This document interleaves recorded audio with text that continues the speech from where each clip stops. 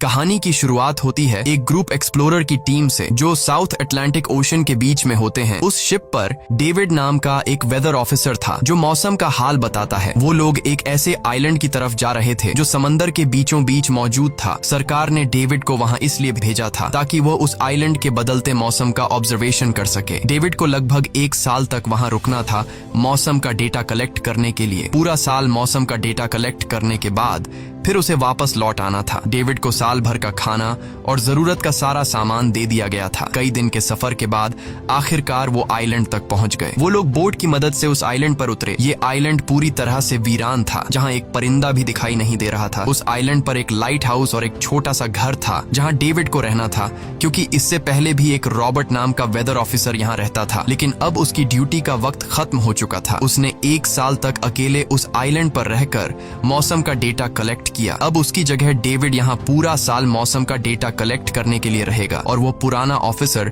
Robert ship के साथ वापस चला जाएगा। लेकिन जब पूरी टीम ने घर को विजिट किया तो वो हैरान रह गए, क्योंकि वहाँ किसी भी इंसान का नामो निशान नहीं था। कमरे के अंदर पुराने ऑफिसर का सारा सामान यहाँ वहाँ बिखरा पड़ा था। जिसके बाद कैप्टन और डेविड ने सोचा कि शायद लाइट हाउस में कोई हो सकता है। कैप्टन और डेविड बिना वक्त गंवाए लाइट हाउस की तरफ बढ़ते हैं और वो सब वहाँ एक अजीब नजारा देखते हैं। वो देखते हैं कि पूरा लाइट हाउस तेज और नुकीले लकड़ियों से घिरा हुआ था, जैसे किसी ने जानबूझकर उसे बंद कर दिया हो ताकि कोई भी अंदर न जा सके। जिसके बाद कैप्टन और डेविड ने लाइट हाउस का गेट कई बार नॉक किया, लेकिन अंदर से कोई रिस्पॉन्स नहीं मिला। आखिर में उन्होंने गेट को जोर से धक्का दिया और अंदर घुस गए। लाइट हाउस के अंदर उन्हें एक आदमी मिला जिसका नाम ग्रूनर था। जब उन्होंने ग्रूनर से पुराने वेदर ऑफिसर रॉबर्ट के बारे में पूछा तो उसने जवाब दिया कि वो तो मर गया है। वो समंदर की तरफ गया लेकिन दोबारा कभी लौटकर वापस नहीं आया। ग्रूनर की बातें सुनकर डेविड और कैप्टन दोनों चौंक गए। ये सब सुनने के बाद कैप्टन ने डेविड से कहा, अगर तुम अब भी चाहो तो हमारे साथ वापस चल सकते हो। लेकिन डेविड ने वापस जाने से इनकार कर दिया। डेविड ने सोचा अगर वो सरकार को उस आइलैंड का एक्यूरेट वेदर रिपोर्ट दे पाया तो उसे काफी मोटी रकम मिल सकती है। जिसके बाद कैप्टन ने उसे एक गन दी खुद की प्रोटेक्शन के लिए, और कैप्टन ने डेविड से कहा कि ये जगह मुझे सेफ नहीं दिखाई दे रही, अपना ख्याल रखना। इसके बाद उसे वहीं पर छोड़कर वो सब वापस चल दिए और अब ये दोबारा वापस 1 साल बाद आएंगे। कैप्टन के जाने के बाद डेविड ने घर को थोड़ा सेटल किया, रहने के काबिल बनाया। रात होने के बाद उसे ड्रॉर में एक डायरी मिली जो पुराने वेदर ऑफिसर रॉबर्ट की थी। उस डायरी में आइलैंड के बारे में बहुत कुछ लिखा था। डायरी में एक मिस्टीरियस क्रीचर के बारे में कुछ बातें लिखी गई थी, लेकिन सब कुछ साफ नहीं था। कुछ बातें अधूरी थी। डेविड हर लाइन को ध्यान से पढ़ता गया। उस डायरी में कुछ अजीब तरह के जानवरों के स्केचेस भी बने थे। डेविड को समझ नहीं आया उसने ऐसी पिक्चर्स क्यों बनाई थी। शायद वो अकेला था और टाइम पास के लिए ऐसा किया होगा। डायरी के एक पेज पर पुराने ऑफिसर के वाइफ की फोटो भी लगी थी। डेविड वह डायरी पढ़ते पढ़ते थक गया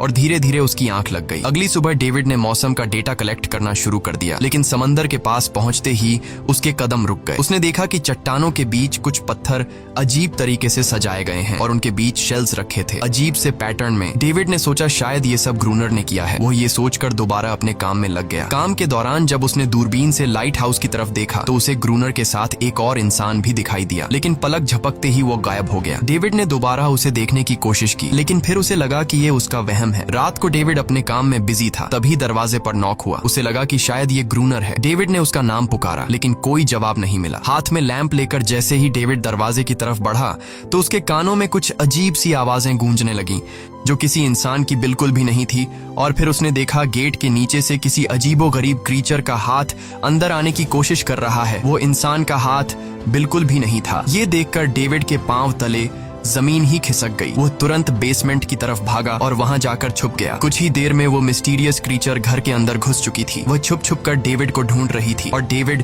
बेसमेंट के एक छोटे से दरार से उसे देखने लगा। डेविड की हलचल से उस क्रीचर ने डेविड को देख लिया, जिसके बाद वो क्रीचर डेविड को मारने के लिए तेजी से उसकी तरफ भागा और दरार से उसे पकड़ने की कोशिश करने लगा। तो डेविड ने खुद को बचाने के लिए फौरन चाकू उठाकर उसकी आंख में दे मारा। वो क्रीचर चीख के भाग गई, लेकिन वो कभी भी वापस आ सकती थी। और डेविड के दिमाग में ये बात कंफर्म हो गई कि जो डायरी में क्रीचर के बारे में बात लिखी थी वह सच है। डर के मारे वो पूरी रात सो न सका। अगली सुबह जब डेविड घर से बाहर गया तो उसने रेत पर कुछ पैरों के निशान देखे जो किसी इंसान के बिल्कुल भी नहीं थे। वो निशान सीधे समंदर की तरफ जाकर खत्म हो गए थे। अब डेविड को सब समझ आ गया था कि क्यों ग्रूनर ने लाइट हाउस के चारों ओर नुकीली लकड़ियां लगाई हैं। अब डेविड जान गया कि अगर मैं इस घर में रहूंगा तो वो क्रीचर मुझे कभी भी मार सकते हैं। डर के मारे डेविड लाइट हाउस की तरफ दौड़ता है और ग्रूनर को चिल्लाकर कहता है, गेट गेट खोलो, मुझे अंदर आना है। लेकिन ग्रूनर उसे अंदर नहीं आने देता और कहता है तुझे शिप के साथ लौट जाना चाहिए था। डेविड निराश होकर वापस लौटता है क्योंकि क्रोनर उसे लाइट हाउस के करीब भी नहीं देखना चाहता था। वो उसके ऊपर पानी गिराकर उसे दूर जाने को कहता है। अब उसे खुद ही कुछ करना होगा। उसने घर की हर एक विंडो को लकड़ी से बंद कर दिया, चारों तरफ नुकीली लकड़ियों से घेरा बनाया और गेट के बाहर पुराने कागज और किताबें रखी। फिर उन पर तेल छिड़क दिया ताकि अगर वो क्रीचर वापस आए तो उसे आग से डराकर भगाया जा सके। लेकिन एक बात थी जो डेविड अब तक नहीं जानता था और ये बात उसे आज रात पता चलने वाली थी। खुशकिस्मती से उसे घर के अंदर एक पुराना बॉक्स मिला। उस बॉक्स में एक गन थी और बहुत सारी बुलेट्स। ये देखकर उसे जिंदा रहने की थोड़ी सी उम्मीद मिली। जैसे जैसे सूरज ढलने लगा, डेविड के दिल में डर बढ़ने लगा। कुछ ही देर में चारों तरफ रात का अंधेरा छा गया। डेविड गन हाथ में लिए घर के एक कोने में चुपचाप बैठा था। उसकी दिल की धड़कनें तेज थीं। तभी एक अजीब आवाज सुनाई दी और जब डेविड ने खिड़की से छुपकर समंदर की तरफ देखा तो जैसे उसके पैरों के नीचे से जमीन ही खिसक गई। उसने देखा कि सिर्फ एक नहीं बल्कि पानी में से कई सारी वही अजीबोगरीब क्रीचर्स उसकी तरफ बढ़ रही हैं। कुछ ही देर में वो सब इकट्ठा होकर कमरे का गेट तोड़ने की कोशिश करने लगे। डेविड ने तुरंत गोलियां चलानी शुरू की, जिनमें से कुछ क्रीचर्स गिरकर मर गए। डेविड को लगा कि गोली की आवाज सुनने के बाद वो डरकर भाग जाएंगे, लेकिन अपने साथियों को मरता हुआ देखकर वो और भी ज्यादा गुस्सा हो गए। तब डेविड प्लान बी अपनाते हुए गेट के बाहर रखे कागजों और पुरानी किताबों को आग लगा देता है। आग देखकर वो क्रीचर्स डर के मारे वापस समंदर में लौट गए, लेकिन अब वही आग डेविड के घर तक पहुंच चुकी थी। घर के दरवाजे ने आग पकड़ ली और धीरे धीरे फैलने लगी क्योंकि पूरा घर लकड़ी का बना हुआ था। डेविड ने तुरंत एक चादर में खुद को लपेटकर अपनी जान बचाई और बाहर निकलकर लाइट हाउस के पास एक बड़े पत्थर के पीछे छुप गया। क्रीचर्स को शूट करते वक्त डेविड के हाथ में काफी गहरी चोट भी आई। तभी अचानक तेज बारिश शुरू हो गई। आग धीरे धीरे बुझने लगी, लेकिन पूरी रात की बारिश के बाद भी सुबह तक डेविड अपना घर नहीं बचा पाया। पूरा घर जलकर लगभग राख हो चुका था। अब अगर डेविड को जिंदा रहना है तो उसे लाइट हाउस में पनाह लेनी होगी। उसने अपनी राइफल उठाई और लाइट हाउस के पास के पत्थरों के बीच छुप गया और इंतजार करने लगा कि कब ग्रूनर पानी भरने आएगा। जब ग्रूनर पानी भरने के लिए लाइट हाउस से बाहर निकला तो डेविड उसके पीछे पीछे चल दिया, लेकिन तभी अचानक एक अजीब सा क्रीचर जो ग्रूनर के पास ही था उसने डेविड पर हमला कर दिया। लेकिन किसी तरह करके डेविड ने उसे काबू कर लिया। वो क्रीचर ग्रूनर का रक्षक था। जब वह उसे शूट करने वाला था तो ग्रूनर ने तुरंत डेविड को रोका और कहा, रुक जाओ, ये मेरा पालतू है। डेविड ने गोली नहीं चलाई और मौके का फायदा उठाते हुए उसने ग्रूनर के साथ एक शर्त रखी, अगर इस क्रीचर को जिंदा रखना है तो मुझे लाइट हाउस में रहने दिया जाए, नहीं तो मैं इसे मार दूंगा। जिसके बाद ग्रूनर ने हाँ कर दी क्योंकि डेविड के पास ढेर सारा खाना और गन पाउडर था। शाम होने से पहले दोनों बचा हुआ खाना लेकर लाइट हाउस लौट आए और वो दोनों आराम से सो गए। अगली सुबह वो क्रीचर चुपचाप डेविड का हाथ चाट रहा था। जब डेविड नींद से जागा तो उसने देखा कि इस क्रीचर के चाटने की वजह से उसका हाथ पूरी तरह से ठीक हो चुका है। ये सब देखकर डेविड हैरान हुआ। डेविड अब क्रोनर से इस क्रीचर के बारे में और जानना चाहता था और फिर ये सब दुनिया के सामने लाना चाहता था क्योंकि ये किसी जादू से कम नहीं था। डेविड ने सोचा, अगर इस क्रीचर का राज दुनिया के सामने हम लाते हैं तो डेविड और क्रोनर दोनों बहुत सारा पैसा और नाम कमा लेंगे। लेकिन क्रोनर को ये सब नहीं चाहिए था। वो इस आइलैंड से कहीं नहीं जाना चाहता था। क्रोनर का अब इस दुनिया में कोई नहीं बचा था। उसके लिए ये आइलैंड परफेक्ट था जहां वो अपने आप को एक किंग समझता था और अपनी मर्जी का मालिक। इसी वजह से उसने आइलैंड के कई हिस्सों में लिख दिया था, क्रोनर यहाँ का बादशाह है। लेकिन डेविड को ये समझ नहीं आ रहा था कि ये अजीब सी क्रीचर क्रोनर की फालतू कैसे बनी। तो क्रोनर ने बताया कि एक बार क्रोनर ने उसकी जान बचाई थी। वो गलती से उसके फिशिंग नेट में फंस गई थी। तब ये क्रीचर छोटी थी और उस दिन के बाद से वो क्रोनर के साथ ही रह गई। उसकी हर बात माननी शुरू कर दी। लेकिन क्रोनर एक सख्त इंसान था। वो इस क्रीचर के साथ बहुत बुरा बर्ताव करता था। क्रोनर हर दिन इस क्रीचर के साथ फिजिकल रिलेशन रखता था। क्रोनर ने बताया कि एक बार इस क्रीचर ने मुझ पर हमला भी किया था और उसके बदले में क्रोनर ने उसे ऐसी सजा दी कि उस सजा के बाद वो क्रीचर अपने आप को क्रोनर की गुलाम समझने लगी। और आप सब भी समझ गए होंगे कि हर रात वो क्रीचर समुद्र से बाहर क्यों आते हैं। वो सभी इसलिए आते हैं ताकि अपने साथी को क्रोनर से छुड़वाकर वापस ले जाए। लेकिन क्रोनर ऐसा नहीं होने देता। वो क्रीचर्स दिन के उजाले में अटैक नहीं कर सकते क्योंकि सूरज की रोशनी उनकी स्किन जला देती है। डेविड अब यहाँ और नहीं रहना चाहता था। वो किसी तरह से आइलैंड से अपनी जान छुड़ाना चाहता था। खैर, शाम होने लगी और क्रोनर ने उससे कहा, गन लेकर रेडी हो जाओ क्योंकि वो क्रीचर्स कभी भी हमला कर सकते हैं। वो लाइट हाउस की लाइट ऑन करने के लिए तैयार हो गए और कुछ ही देर में समुद्र से बड़ी संख्या में क्रीचर्स निकलकर बाहर आ गए। वो लाइट हाउस की तरफ बढ़ते जा रहे थे। क्रोनर उन पर लगातार फायर करता जा रहा था, लेकिन डेविड पूरी तरह से डर गया था। वो लाइट हाउस के अंदर की तरफ आने लगा। क्रोनर के बार बार कहने के बावजूद वो बस एक कोने में चुपचाप बैठा रहा और कुछ ही देर में डेविड बेहोश हो गया। क्रोनर पूरी रात अकेला इन क्रीचर्स से लड़ता रहा। अगली सुबह क्रोनर ने गुस्से में डेविड के मुंह पर पानी डालकर उसे उठाया और कहा, अगर तुम्हें जिंदा रहना है तो इनकी जान लेनी होगी, नहीं तो तुम्हें लाइट हाउस से निकाल निकाल दिया जाएगा और तुम्हें मेरी हर बात माननी होगी। रोजाना पानी भर कर लाना, लाइट हाउस के छोटे बड़े काम करना और रात को मेरे साथ गार्ड ड्यूटी भी करनी होगी। अब डेविड के पास दूसरा कोई ऑप्शन नहीं था। इसी वजह से ये सब करना उसकी मजबूरी बन गया। डेविड अब क्रोनर की हर बात मानने लगा, लेकिन एक चीज थी जो उसे बिल्कुल भी पसंद नहीं आई। वो ये थी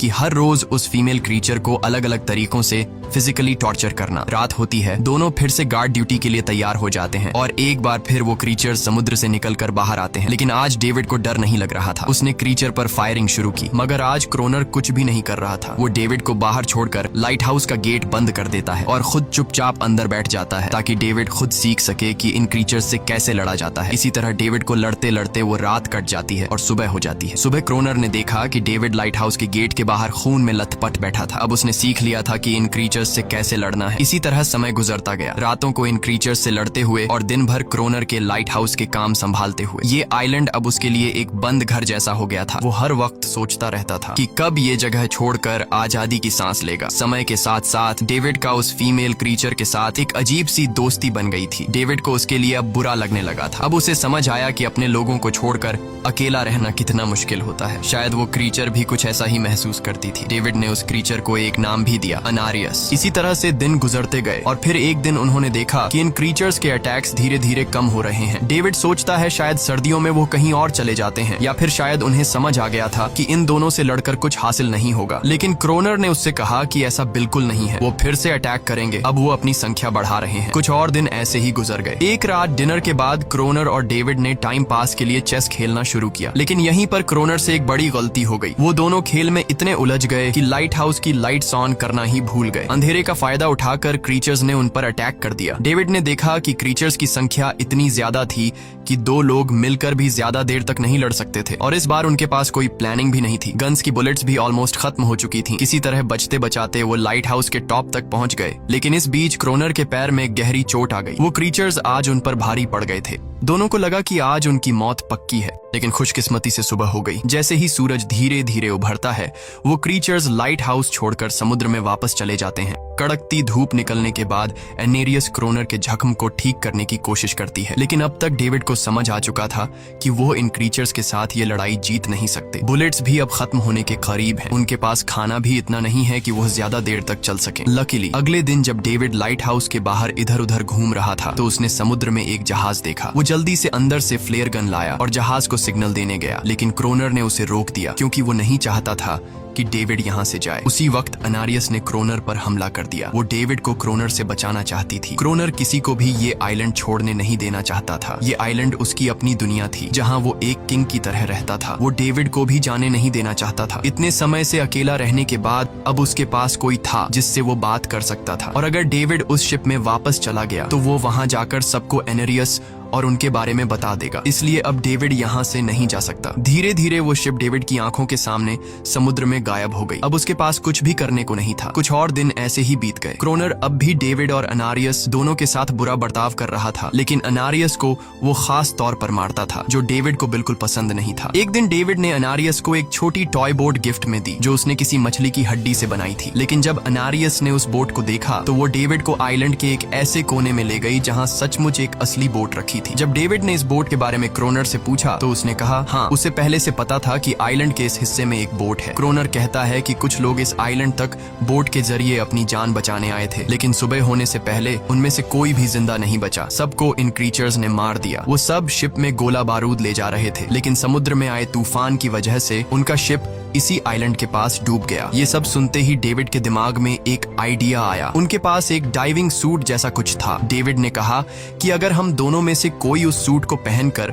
समुद्र के उस हिस्से में जाए जहां वो शिप डूबी थी, तो हो सकता है उन्हें कुछ बुलेट्स या डायनामाइट मिल जाए जिससे इन क्रीचर्स से लड़ना आसान हो जाए। लेकिन क्रोनर ने इस बात को मानने से इनकार कर दिया, पर डेविड अपनी जान को खतरे में डालकर ये काम करने को तैयार था। कुछ और दिन ऐसे ही गुजर गए। डेविड और अनारियस के बीच एक गहरा कनेक्शन बन गया। डेविड डेविड उसे पसंद करने लगा था। इन दोनों को रोमांस करते हुए ये सब क्रोनर ने चुपके से देख लिया। क्रोनर को लगा कि अनारियस उसे छिन जाएगी, इसलिए डेविड को रास्ते से हटाना पड़ेगा। अगले दिन क्रोनर खुद डेविड की बात मानने को तैयार हो जाता है। वो डेविड से कहता है, ठीक है, तुम सूट पहनकर नीचे पानी में जाओगे और वहाँ ढेर सारा RDX कलेक्ट करोगे, फिर मैं तुम्हें बोट से ऊपर की तरफ खींच लूंगा। लेकिन क्रोनर का असली इरादा कुछ और ही था। वो चाहता था कि डेविड उसकी मदद से समुद्र के नीचे रखे डायनामाइट के बॉक्सेस वापस सरफेस तक ले आए और उसके बाद उसे वही समंदर में अकेला छोड़ दे ताकि वो क्रिएचर्स उसे मार दें। इस तरह डायनामाइट भी उसके पास आ जाएगा और अनारियस फिर से उसकी गुलाम बन जाएगी। वो दोनों बोट में बैठकर उस जगह पहुंच गए जहां शिप पानी में डूबा था। डेविड ने डाइविंग सूट पहना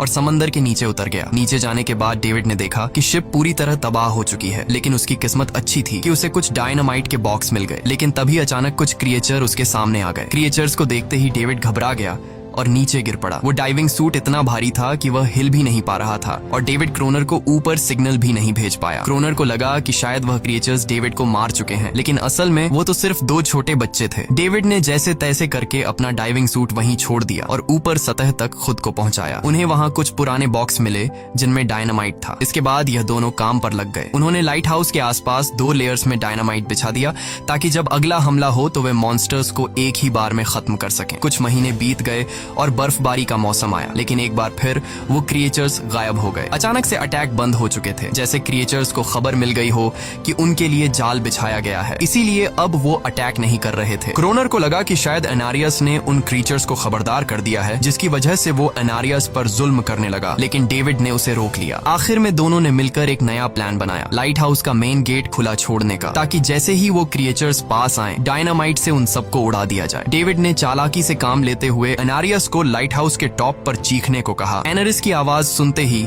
सभी क्रिएचर्स गुस्से से भड़क उठे। क्रिएचर्स ने जब देखा कि लाइट हाउस का मेन गेट खुला हुआ है तो उन्हें लगा कि यह अच्छा मौका है अनारियस को छुड़ाने का, लेकिन असल में यह उनके लिए एक चाल थी। कुछ ही देर में वह क्रिएचर समंदर से बाहर निकलने लगे। वे सीधे मेन गेट की तरफ बढ़े और अंदर घुसते ही डेविड पर हमला कर दिया। डेविड भी हिम्मत दिखाता है और क्रिएचर से जान छुड़ा लेता है। जैसे ही वे सभी क्रिएचर लाइट हाउस के पास पहुंच जाते हैं तो क्रोनर डायनामाइट का लीवर दबा देता है, लेकिन ब्लास्ट नहीं होता। असल में डेविड ने उसका कनेक्शन खोल दिया था और क्रोनर उसे दोबारा लगाना भूल गया था। डेविड तुरंत ऊपर भागता है और डायनामाइट का वायर जोड़ना शुरू करता है। तब तक वो क्रिएचर्स लाइट हाउस पर चढ़ने की कोशिश कर रहे होते हैं, जिन्हें सिर्फ अकेला क्रोनर रोकता है। जैसे ही कनेक्शन पूरा होता है डेविड पहला लेयर उड़ा देता है, जिससे कई क्रिएचर्स ब्लास्ट में खत्म हो जाते हैं, लेकिन अभी भी काफी मॉन्स्टर्स लाइट हाउस पर हमला करने के लिए तैयार होते हैं। इस वजह से क्रोनर दूसरा लेयर भी ब्लास्ट कर देता है। दोनों उस जोरदार धमाके में बेहोश हो जाते हैं। अगली सुबह जब दोनों होश में आए तो उन्होंने देखा कि एनरियस वहां नहीं थी। ब्लास्ट में चारों तरफ मरे हुए क्रिएचर्स पड़े थे। क्रोनर उन सबको मार रहा था जो जख्मी हालत में जिंदा बचे थे। तभी डेविड की नजर उनमें से एक के गले में लटके एक नेकलेस पर पड़ी। उस क्रिएचर को तड़पता हुआ देखकर डेविड को उस पर तरस आ जाता है और उसे अपनी गलती का एहसास हो जाता है। जिन क्रिएचर्स को वह अब तक खूंखार समझते आए थे वो भी इंसानों की तरह थे, सिर्फ बोल नहीं सकते थे। लेकिन क्रोनर के लिए यह सब बेकार बातें थी। उस दिन के बाद वह क्रिएचर्स फिर कभी अटैक नहीं कर पाए, लेकिन हर दिन समंदर के किनारे से रोने की आवाजें आती थीं। डेविड को अब तक नहीं पता था कि उन्होंने कितना बड़ा नुकसान कर दिया था, कितनी फैमिली टूट गई, कितने बच्चों ने अपने लोग खो दिए, सिर्फ एक गलतफहमी की वजह से। अगले दिन डेविड ने समंदर में उन क्रिएचर्स के कुछ छोटे छोटे बच्चों को देखा, वो सब जिन्होंने अपने परिवार खो दिए थे। डेविड ने पत्थरों का एक गोल सर्कल बनाया और उसके बीच में वह छोटी टॉय बोट रख दी ताकि एनरिस उसे देखकर वापस लौट आए। डेविड ने कई घंटे इंतजार किया, लेकिन एनरिस कभी वापस नहीं आई। सुबह नींद से जागने के बाद डेविड ने देखा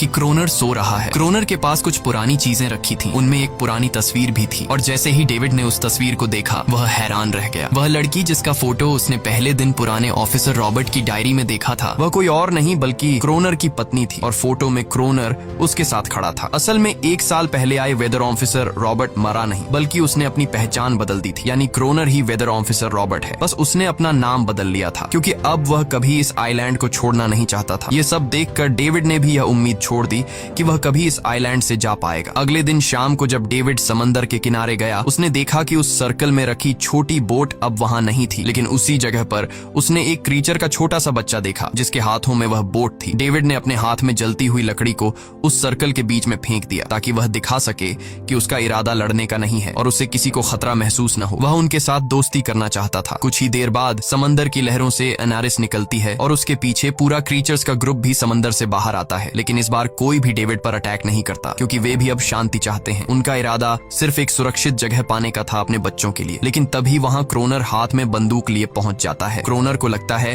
कि अगर शांति हो गई तो उसे सबसे ऊपर होने का एहसास कैसे होगा। डेविड उसे समझाने की कोशिश करता है कि ये क्रीचर्स लड़ना नहीं चाहते, ये शांति चाहते हैं, लेकिन क्रोनर किसी की नहीं सुनता। वो एनेरियस से चिल्लाकर कहता है अंदर चली जाओ। लेकिन ये पहली बार था कि एनेरियस ने उसकी बात नहीं मानी क्योंकि अब वह उसकी नौकरानी नहीं थी। यह देखकर क्रोनर को लगता है कि अब इस आइलैंड पर उसकी बादशाहत नहीं रही। क्रोनर खुद को अंदर से कमजोर महसूस करने लगता है क्योंकि अब कोई भी उसका हुक्म नहीं मान रहा था। गुस्से में उसने लाइट हाउस की तरफ कदम बढ़ाए। डेविड को लगा शायद क्रोनर को अब समझ आ गया होगा कि हर एक जानवर आजादी चाहता है, कोई भी किसी का गुलाम बनकर नहीं जीना चाहता। लेकिन क्रोनर के सर से बादशाहत का भूत कहां उतरने वाला था। जैसे ही वह लाइट हाउस पहुंचा, उसने सिग्नल गन से एक फ्लेयर छोड़ी जो सीधा जाकर एक क्रीचर के बच्चे से टकरा गई। उस बच्चे की तुरंत मौत हो गई। सभी क्रीचर्स डर के मारे भाग गए और एनेरियस ने भी डेविड पर अपना पूरा भरोसा खो दिया। गुस्से से पागल डेविड तुरंत लाइट हाउस की तरफ भागता है क्रोनर को सबक सिखाने। डेविड उससे लड़ने लगता है, क्यों किया तूने ये सब? ये लोग तो बस शांति चाहते थे। लेकिन क्रोनर इतना हिंसक हो चुका था